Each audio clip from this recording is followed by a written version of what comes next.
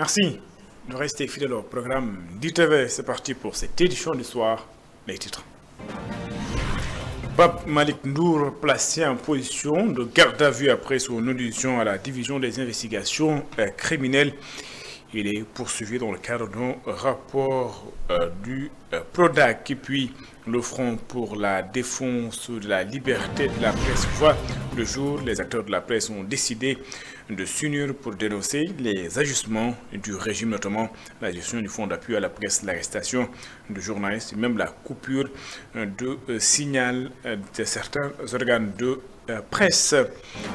Et puis, dans cette édition également, nous allons aborder le congé du Premier ministre Ousmane Sonko, qui a annoncé un conseil des ministres à Grand-Yoff. Certains citoyens ne comprennent pas cette décision. Selon eux, ce n'est pas le bon moment. Vu les urgences de l'heure. Et puis en sport, Pape Bounama Diaw a dévoilé la liste des Lions qui vont affronter le Brésil le 15 novembre prochain, mais également le Kenya le 18 novembre prochain.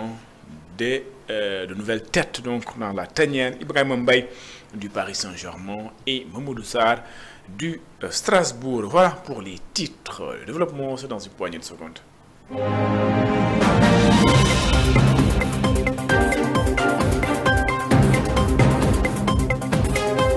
Bonsoir et bienvenue. Pape Malick Ndour a été placé en position de garde à vue après son audition à la division des investigations criminelles.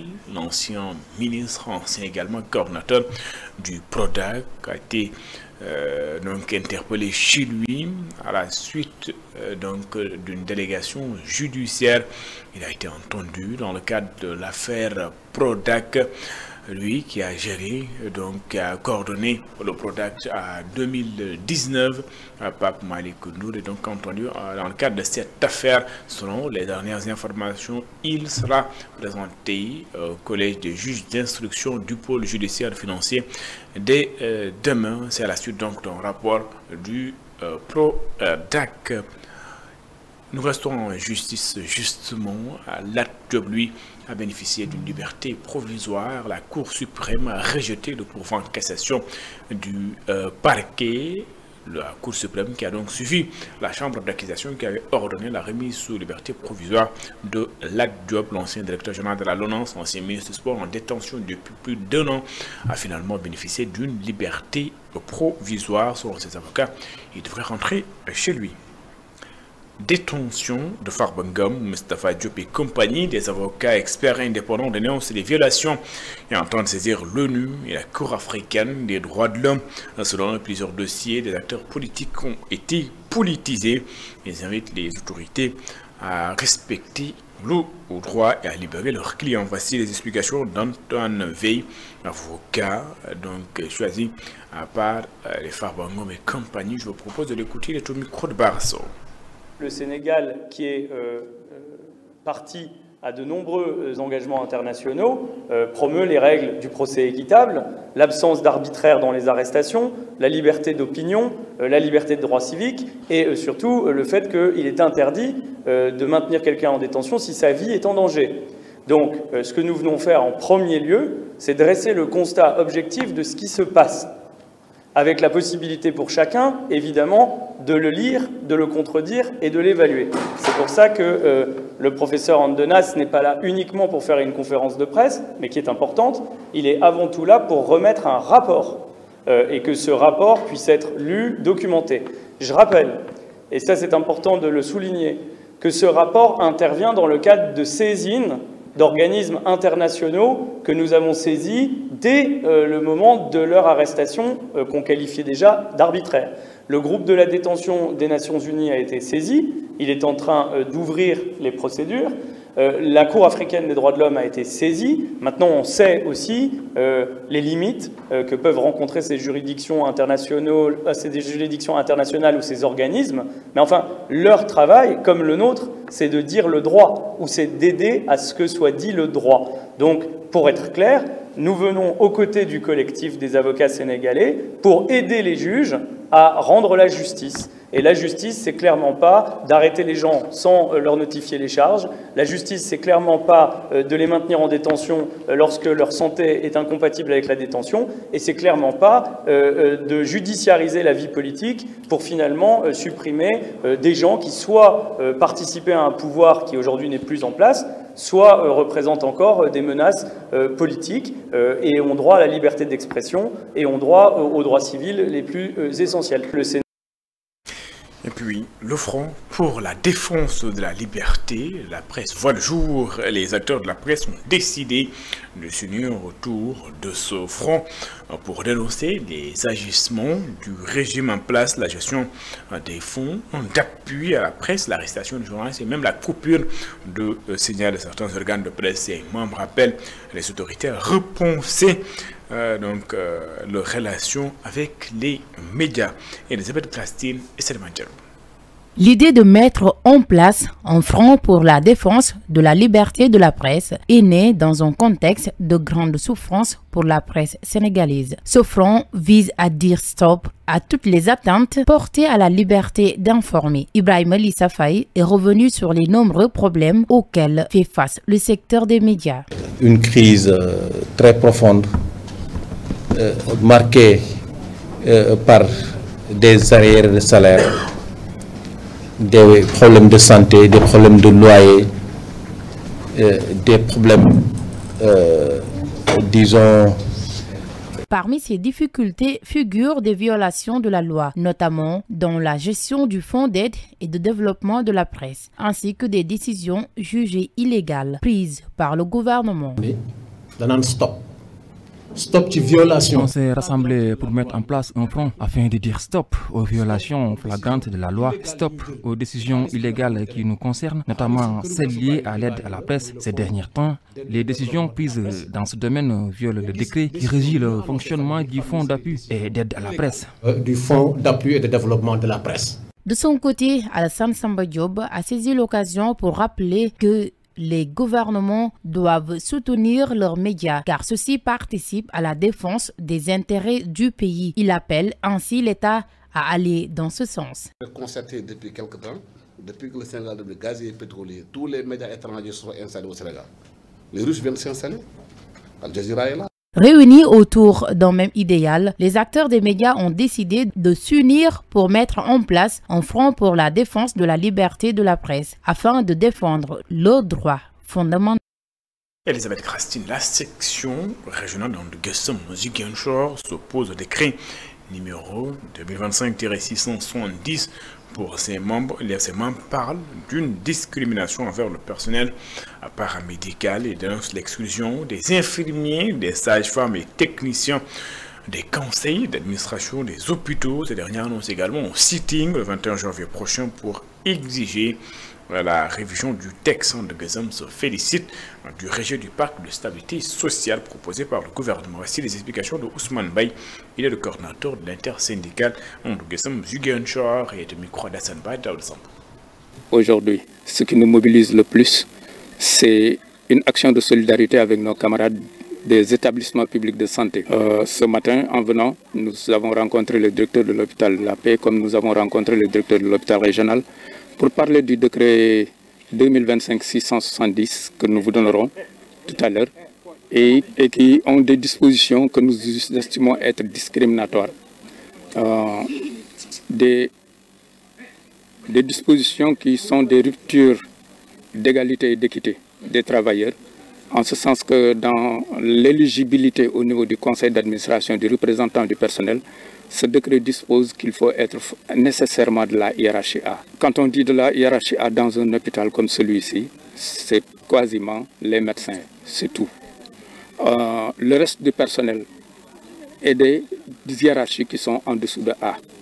Et c'est la masse énorme des électeurs. Et le décret a l'outrecuidance de dire, oui, vous pouvez ne pas être élu, vous n'êtes pas éligible, mais vous pourrez aller voter pour élire un autre.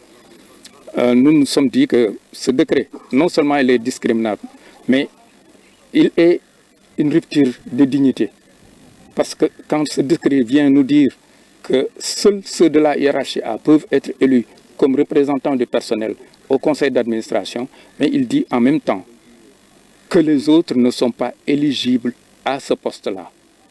Pourquoi? Parce qu'ils ne sont pas de la hiérarchie A. Est-ce que c'est un tort de ne pas être de la hiérarchie A? Bien sûr que ce n'est pas un tort, sinon ces gens n'auraient pas trouvé de place et de raison d'être dans un hôpital. C'est un peu le contenu du préavis que nous avons, et ce préavis réaffirme le fait que nous n'avons pas été signataires de pacte. Nous continuons dans la logique qui est la nôtre, qui est que nous sommes une troisième voie de lutte syndicale qui ne respecte que ses engagements et qui entend faire respecter par les pouvoirs publics leur propre signature. Donc ce préavis aussi, nous vous le ferons parvenir si nécessaire pour que vous puissiez en savoir beaucoup plus que ce que j'ai dit. Voilà un peu en ramasser les éléments qui nous poussent aujourd'hui à nous retrouver en réunion, parce que c'est dans le cours préparatoire d'un sitting qui viendra le 21, et le sitting précédera un arrêt de travail de 48 heures, 72 heures s'il le faut, qui est une grève. Le laboratoire national de référence dans le domaine du bâtiment et des travaux publics a procédé à l'audit et à l'homologation d'instruments d'armature pour béton armé.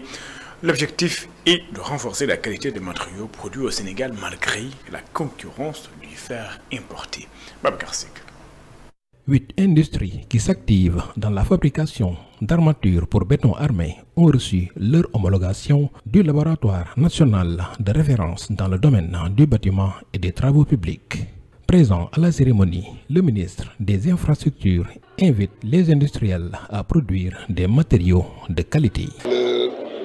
Demander d'être toujours très regardant sur le troisième élément du triptyque coût, délai, qualité, et de faire en sorte que le matériau qui est utilisé dans toutes les infrastructures, qu'elles soient portuaires, aéroportuaires, ferroviaires, routières ou immobilières, que ces matériaux soient des matériaux de très haute qualité pour la sécurité des usagers, des passagers, des consommateurs de façon générale. Pour une meilleure protection, les industriels locaux demandent la taxation et l'homologation du fer importé. Le prix d'acier a beaucoup chuté. Cette baisse de prix est en train de faire tomber des industries locales. Donc nous, on a besoin d'une protection dans ces deux côtés. Le premier côté, c'est le côté technique. Il faut que le fer importé soit homologué. Aussi, l'usine qui fabrique le fer, l'usine à l'extérieur qui fabrique le fer, soit homologuée. Ça, c'est du côté technique. Aussi, du côté aussi de la taxe.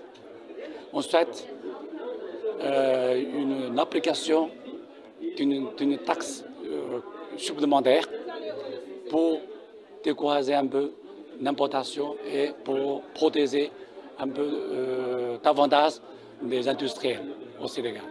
Pour rappel, le laboratoire national de référence dans le domaine du bâtiment et des travaux publics a pour mission de définir et de promouvoir les programmes de développement et de recherche sur les matériaux.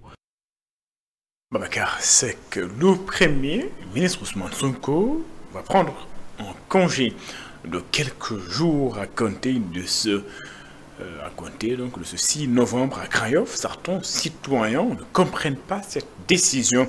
Au vu des urgences de l'heure, pour eux, le gouvernement doit redoubler d'efforts et faire face à la crise. Négali Fall et Papouma Fall, reportage. Devant cette ruelle, située près du marché de Grand Yoff, rythmée par le vremissement des voitures et l'agitation des clients et commerçants, le congé du Premier ministre Ousmane Sonko fait débat. Sonko, lu mu bëgg a def nii man ànduma ci. Congé bi daal man su ma sañoon daal na liggéey. La quarantaine n'a pas manqué de donner son point de vue. Selon lui, ce n'est pas encore le moment de prendre congé. Le Premier ministre Ousmane Sonko doit d'abord travailler, affirme-t-il. Je ne suis pas d'accord avec ce congé. Nous sommes des pères de famille. La vie est difficile. Il doit travailler pour aider la population. C'est d'ailleurs pour cela que nous avons voté pour lui. Même constat chez ce patriote rencontré devant son lieu de travail, affirme soutenir Ousmane Sonko, mais dit ne pas approuver cette décision de congé, surtout en cette période où la vie devient de plus en plus difficile.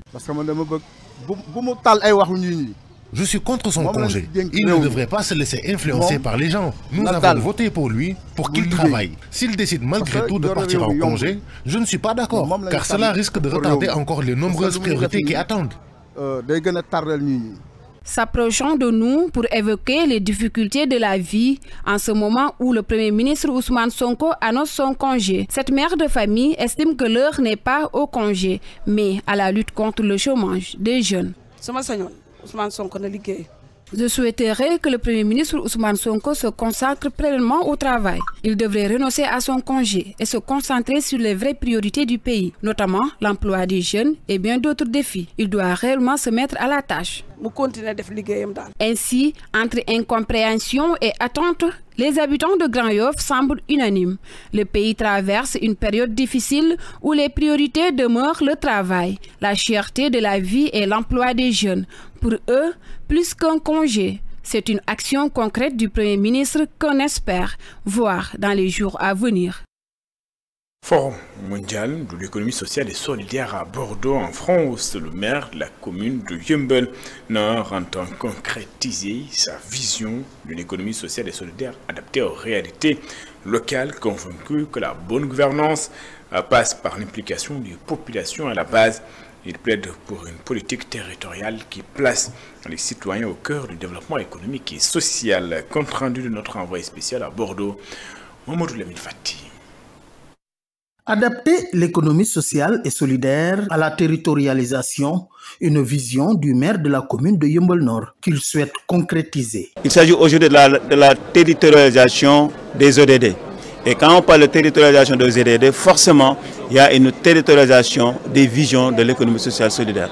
Oui, c'est une vision, c'est une politique, mais on réfléchit en haut, mais l'action se fait en bas. Donc impérativement, pour réussir cette vision, il faut impliquer les collectivités que nous sommes. C'est pourquoi tout l'essentiel de cette politique de l'économie sociale solidaire repose, je peux dire, sur les collectivités que nous sommes. C'est pourquoi nous, dans les communes, on essaie de réfléchir pour s'approprier de ce modèle. Oui, je peux dire approprier, mais même renforcer, parce que déjà, c'est des modèles qui existent dans les communes déjà. Renforcer l'économie sociale et solidaire, c'est avant tout impliquer les populations à la base. C'est déjà un vécu pour nous. Nous sommes en train de le renforcer. Je peux donner plusieurs exemples. Par exemple, aujourd'hui, je donne l'exemple du quartier où j'habite, le quartier Gadaï.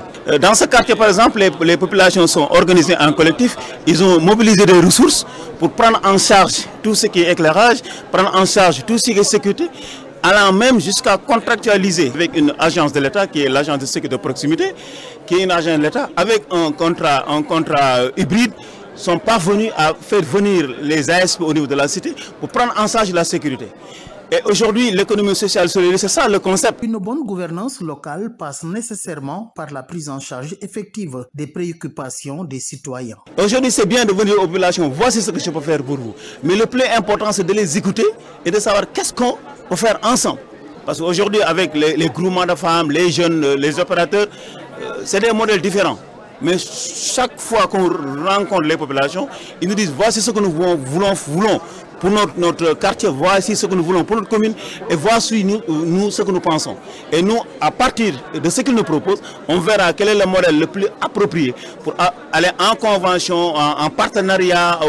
On va réfléchir sur le modèle approprié pour accompagner les populations à réaliser les demandes et à satisfaire les déshydratants des populations au niveau de la base. Pour une implication réelle et efficace des populations dans le développement de l'économie sociale et solidaire, il est essentiel pour les collectivités territoriales d'adapter leur vision, leur politique et leurs actions aux réalités locales. Et puis en sport, le sélectionneur de l'équipe nationale a dévoilé la liste des joueurs convoqués pour les 2 prochains match du Sénégal ce 15 novembre face au Brésil et le 8 et le 18 donc, novembre face au Kenya. Mamadou Sarr, Ibrahim Mbaye du Paris Saint-Germain vont rejoindre la dernière tanière pour la première fois. Pape Thiaw se dit heureux de les avoir en sélection et espère qu'ils seront d'un grand apport pour l'équipe nationale du Sénégal. Pape Bounama Thiaw, sélectionneur de l'équipe nationale, est au micro de Serigne Saliou Dème et de Tidiane. Comment j'ai réussi à convaincre la famille, je préfère parler déjà de la famille, parce que pour nous, nos valeurs ici au Sénégal, c'est important les parents. Donc il fallait rencontrer ses parents et en discuter, et aussi rencontrer le joueur, présenter le projet. Et je pense que, comme je l'ai dit au début, quand c'est le choix du cœur, c'est plus facile de convaincre un joueur. Donc voilà, et Ibrahima a voulu jouer pour le Sénégal. Aujourd'hui, quand j'étais parti le voir, il m'a montré qu'il voulait être là, donc il est là, donc accueillons bien, on sait qu'est-ce qu'il peut nous apporter. Voilà. Je pense que pour le projet, aujourd'hui le Sénégal se vend bien, on le sait, même si j'ai un projet à présenter aux joueurs. Et aussi, c'est des joueurs qui se sentent sénégalais. Donc après, comme je l'ai dit, hein, c'est plus facile de les convaincre aussi avec un projet, aussi les montrer qu'on les veut, on les aime, et ce sont nos enfants. Et après, ils sont là pour défendre les couleurs de leurs parents, certains de leurs ancêtres. Donc je trouve ça vraiment génial. Pape Bouna Thiaw, qui s'est également prononcé sur l'objectif recherché pour ces deux rencontres, le sélectionneur national estime que ces matchs vont permettre à son équipe de mieux préparer la Coupe d'Afrique des Nations prévue au mois de décembre au Maroc. Ces joueurs sont prêts à aborder les deux rencontres. Nous l'écoutons. Sénégal-Brésil, aujourd'hui, c'est un match de prestige. C'est sûr que Brésil, on les a joués 2 fois, là ça va être la 3e fois, et ça s'est soldé sur les 2 matchs derniers, un match nul je pense à Singapour et une victoire à Lisbonne si je me rappelle bien. Après là il y aura un match à Londres, donc on sait que Brésil c'est une équipe qu'on ne présente pas, donc c'est une très bonne équipe, et comme on dit dans les matchs de préparation ça sert à préparer des choses, à solidifier les acquis et aussi essayer de corriger. Et je pense que face à des équipes comme le Brésil, on peut trouver toutes ces choses. Et voilà, et ça nous permettra, si on doit rectifier des choses, ben c'est sûr, il y en aura. Et on va les rectifier, avancer. Je pense que on connaît les qualités du Kenya. Donc c'est des équipes qu'on va trouver de ce genre à la CAN, plus pour la CAN. Donc il faut se préparer, et on sait de quoi servent les matchs amicaux. Donc c'est pour corriger, essayer de mettre des choses en place. Moi je pense que c'est pas l'adversaire qui est important. Le plus important c'est nous, qu'est-ce qu'on veut mettre en place. Et je pense que ces 2 matchs nous servent à ça, même si on sait que il y a un premier match qui est une crème pour tout le monde, qu'on ne présente pas, qui est le Brésil. Mais après jouer contre le Kenya, pour moi c'est un bon match pour nous. Le programme sur les antennes d'ITV. Au revoir.